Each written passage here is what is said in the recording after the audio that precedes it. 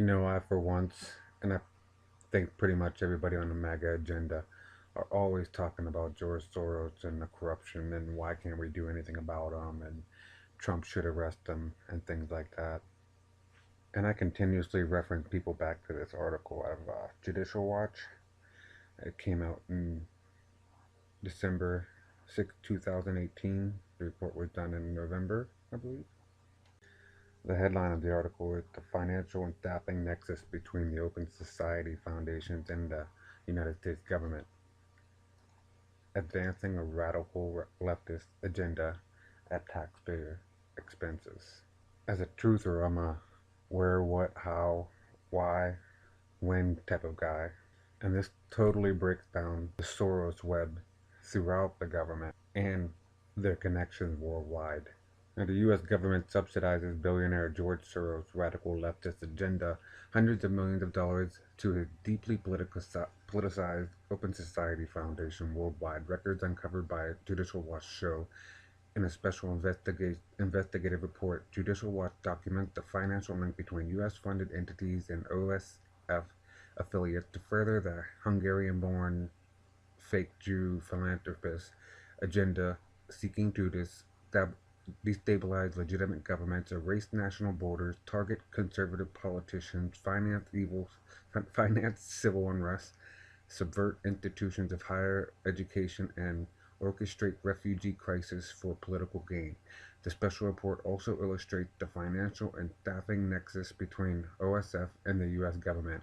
In 2018, OSF projected expending more than $530 million to promote Soros' radical agenda, globalist agenda, in every corner of the world under the guise of supporting democratically elected governments, strengthening the rule of law, and promoting fairness in political, legal, and economic systems.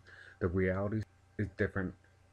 The report shows Soros, with the help of American taxpayer dollars, bolsters a radical left-wing agenda that in the United States have included promoting open border with Mexico and fighting immigration enforcement efforts, fomenting racial disharmony by funding anti-capitalist racialist organizations, financing the Black Lives Matter movement, and other organizations involved in the riots in Ferguson, Missouri, weakening the integrity of our election system, promoting taxpayer-funded abortion on demand, advocating a government-run healthcare system, opposing U.S. counterterrorism efforts, promoting dubious transnational climate change agreements that threaten American sovereignty, and working to advance gun control and erode Second Amendment protections. The Soros Network is engaged in an active effort to affect politics, economics, and society globally, including Europe, Albania, Macedonia, Romania, Hungary, and Latin America, Honduras, Guatemala,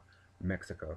Judicial Watch has successfully investigated and litigated to document the paper trail left by the OSF network as it operates at taxpayer expense to subvert and manipulate the sovereignty of constitutional republics and allies of the United States.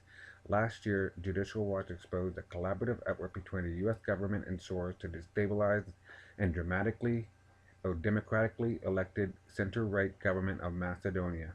Records obtained by Judicial Watch in that investigation show that the U.S. ambassador to Macedonia worked behind the scenes with OSF to funnel large sums of American dollars for the cause, constituting an interference of the U.S. ambassador in domestic political affairs in violation of the Vienna Convention on Diplomatic Relations. The cash, about $5 million, flowed through the State Department and the U.S. aid.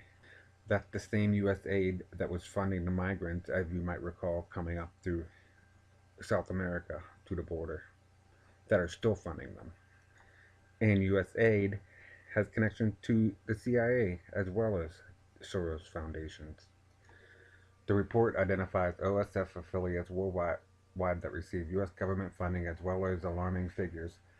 The Soros operation are highly sophisticated and work across academia, system, labor, agriculture, and social justice organizations as well as religious and political groups.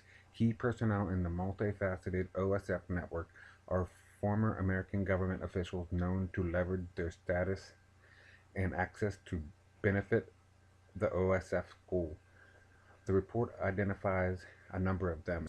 OSF funded groups reportedly promoting, organizing, and supporting the illegal immigrant caravan that started in Honduras are also identified in the report. Many of the leftist groups also get hefty sums from Uncle Sam. They include the Catholic Legal Immigration Network, the American Constitution Society, Center for Legal Action and Human Rights, and a multitude of others, including those named in the special report published by Judicial Watch earlier this year, focusing on OSF and Guatemala.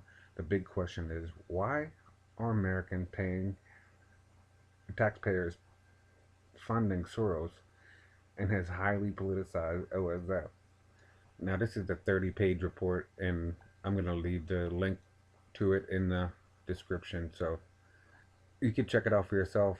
Just going through it, you have the introduction, we'll go pretty much through whatever, all the stuff I just talked about, and gives a background and context of the Open Society Foundation and mission is to work and build a vibrant and tolerant democracy where government are accountable and open to the participation of all people. How nice. And if you recall, Soros transferred $18 billion to his Open Society Foundation. Now, the summary was pretty good. There's links to pretty much everything they talk about in there, all the investigations they're doing. It should really be looked at, because people say, why can't these things be fixed? And how is he allowed to run around and not be arrested with all the stuff that he's funding while he's getting aid from the U.S. government and involved with the intelligence agencies, all different religious organizations, social justice warriors. His tentacles are everywhere. That's the web, just like the WorldWide wiretap. I mean, it's a joke that they call it the WorldWide Web. So I really implore you to take a look at this article and spread it as much as you can.